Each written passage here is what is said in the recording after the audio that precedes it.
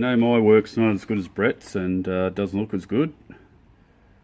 I had the same problem with that second pin that I had in the first board. It loses its body bits and pieces really easy. I know that's really shitty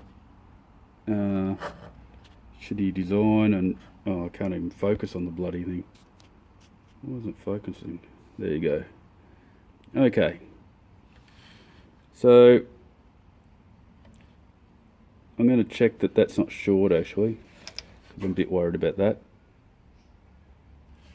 It's not short over down to the Dallas, which I haven't put in yet, the Dallas sensors.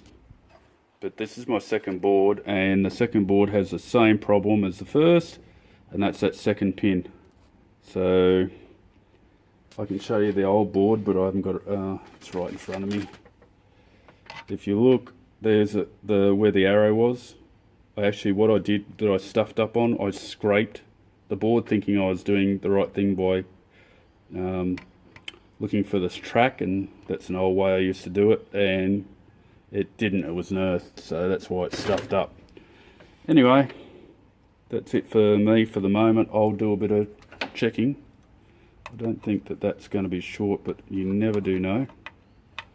So anyway, I can't do it with my hands with this on at the moment, so I'm just going to turn it off. I hope everyone's having a great day anyway, and catch you on the flip side. Now thinking about